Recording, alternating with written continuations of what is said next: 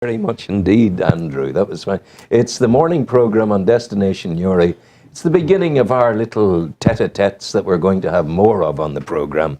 And the man who's kicking us off this morning is Raymond McCabe of McCabe's Fine Furnishings out on the Downshire Road. But more importantly, I think, is the provenance of the family in Uri. You go back so very, very far.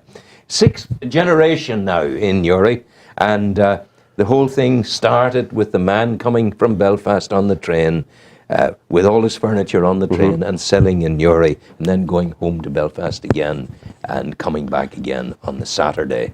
The Thursday was the market day and the Saturday was the market day as well. But your marketplace, in your time in the company, your marketplace took you all across the world. It did, Ron. We found that there was such a demand for good quality antique or antique style furniture, reproduction furniture, good quality, that we had to look further. Yes. The London markets were making it, but they weren't making it the same as the old furniture. So we looked at Asia. Right. And they had the raw materials. They had. Well, you say you looked at Asia. What from Mary Street in Uri or the Downshire Road to Asia, what was the process of looking at Asia? Sussing. How did you do that? Well, probably there was people before us had done it from England or from Holland. So you got a tip off? You got a bit of a tip. You seen what was maybe on the market. Where did you get that? Where did you did a bit of sussing where it maybe came from. Went out cold. Cold? To see some of these countries.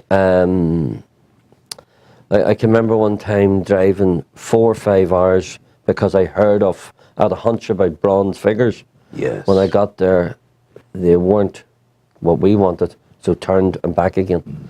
So you had a lot of wasted journeys as well. But we went to the Far East and discovered that they were actually they were producing for Australia, believe it or not. That's how it all started. And we started getting containers made slowly. Yeah. But you hold on a minute, because you say you went cold.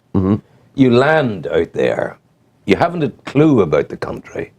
How do you get on the inside track? Well, there used to be a thing called Yellow Pages. Really? Yes, right down as far as that. My goodness. And you'd lift the Yellow Pages in an hotel, or you would ask. Yeah. And you would take a chance. Yeah, knock it off and just keep going until you try to find the source. Yeah. Nowadays, they would have international fairs, whether it be furniture fairs, gift fairs, motor fairs. Now the easy fairs, peasy nowadays. Yeah. Yeah, but you'd still do a bit of sourcing. Yeah. Because you mightn't still get the source of it. Have you the memory of the initial eureka moment when you were the wee fella from Uri going out, and suddenly you go into a place and you've got the wow factor? You know immediately going in there, I have landed. This is what I want. Yes and no. It's not. You found the product. Then your problem is, how do they ship it? How long is it going to take to get here? They needed deposits to go to buy the wood, to produce the furniture, to polish the furniture, to pack the furniture, to ship the furniture. So by the time you ordered, could have took 4 months. So it was a long delay. So your timeline is 4 months. You're out of pocket for some of the money for 4 months. Yeah. But similarly, they have a vested interest in making sure they deliver quality on time because they need the rest of the money. Of course, yeah. So it was. Both of us were learning in the early days. Yeah. And it was very, very interesting. Very interesting. You were mentioning to me the story of the escalator. Oh yeah. What do you hear this? This is probably, I can remember going out to China maybe 28 years ago. Not so long ago. Not so long ago. And the first time I went, didn't like it, wanted out. And anyway, the second time I went, and I was on my own. The big old heavy suitcase. I had a roll of paintings onto one arm, and the briefcase, of course, packed with passports and flight tickets and all the rest. And I came to an escalator and I looked and I said, how am I supposed to get up this escalator? And these 2 Chinese girls come up to me and I don't even think it was broken English. It's just eye contact. I'll help you. And what did Raymond do but handed the oil paintings and the briefcase. Off the two girls go up the escalator. Here's me struggling with the suitcase. Gets to the top of the escalator. Two girls are standing there. Hands the goods back over. Thank you very much. And had the niceties and off I went. But it was 2 days later I thought, them girls could have ran off or whatever. But there's so many good people in the world. And Asia, I thought, was a fantastic place, or is a fantastic place. For good people. Oh, yeah. Well, anywhere you go, there's more good than there are bad. Absolutely. You know? But in that travelling, and as I say, your passport is like a collection of a philatelist's heaven, stamps from all over the world.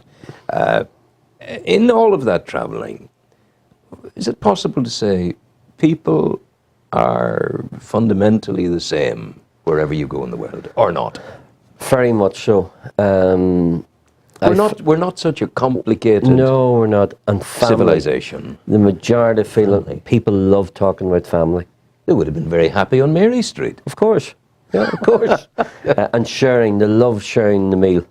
Sharing. Yeah. Anywhere I've went in the world, from China, Egypt, South America, Indonesia, they loved the family meal together. And it was a big honour to be asked to the family meal. Of course.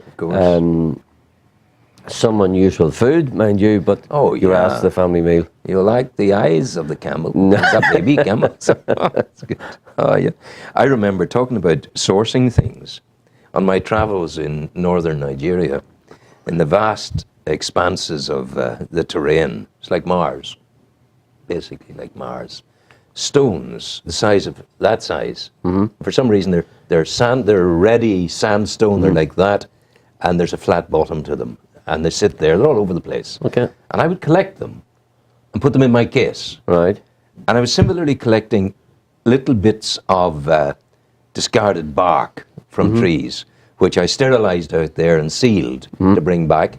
And I would then, because we were building Christian schools, I would then, back in Ireland, drill 1, 2, 3 holes down into the stones and then create the wooden crosses, so that I have an African Calvary. Yes, very nice. So I was coming back through the airport in Abuja with my suitcase full of sealed wood and stones. And you talk about trying to explain what I was at to the customs. And what is this?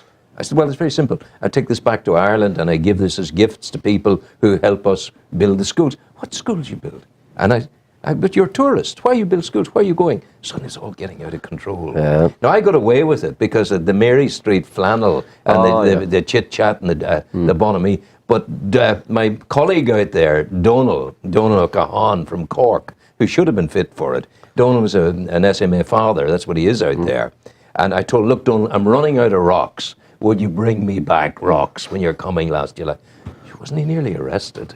He thought, they started to think that he was taking mineral samples out of the country. There was gold in the rocks. And had he got permission from the department, oh my God. But I mean, it's so interesting, the things that can occur. And of course, it really is the very, very best of fun. But do you travel as much now? Oh, no. Not necessary. No, not as much. I took an illness about 12 years ago from one of my foreign trips, and no, I just haven't travelled as much. That was the end. Decided I might go back sometime, but second time round it's all changed probably. It's and then probably the power of the internet. You can do it all. Yeah. I'm getting there. I'm learning. Were you surprised on your travels to see? We're talking old world excellence. Yeah. Old world tradesmanship and craftsmanship in the stuff that you sell, but it's very, very much new world experience. So were you surprised to find that the qualities of great craftsmanship had transferred to Asia? yes and no. They're great craftsmen in what they do for their own country. Our styles are different. So it's quite easy for them, if you come out with an old piece, for them to copy it like for like. Yeah. Now, I mean like for like. If there was a damage in something, they would copy the damage in. So you had to be careful. Did you actually do that? Did you bring samples? Yeah, I brought I want you to samples. make. So Yeah. you would have been bringing what? What kind of thing would have been there? Well, I can remember one time we wanted a French Louis fire surrounds made, a reproduction. And we went out with part samples. Sorry, we went out with photographs. And it started on a Monday, and by the Friday the fireplace was made. The return was wrong on the back of it. We needed needed deeper, so we asked, could it be the sample, just a piece added on? I think there was a container of 300 come in with the original, with a piece added on. It wasn't the complete slab of wood. But we actually, I can remember, you're saying walking through the airport, I can remember landing in Heathrow and us carrying a fireplace. A fireplace. Now, don't ask me how we even got it on the plane. Excess baggage. I think in Jakarta Airport it was, how much will that be? $70. Will you take $50? Yes. And they shipped it in with our baggage in the plane. And the customs in Heathrow stopped us. What's that? It's a fireplace. Okay. Off You we just went. Matter of fact. Absolutely. More music for you. You're very fond of that fellow. What is it? Steely Dan. The Steely band Dan. I love Steely Dan. The band Steely Dan. Yeah. And the one you like is, well, you don't particularly. I chose it for you. I'm sorry about that. Yeah. Do it again. This is more one of the poppy ones. One of the poppy ones. We're not into pop here. We'll have Steely Dan, if we would, Andrew. Thank you.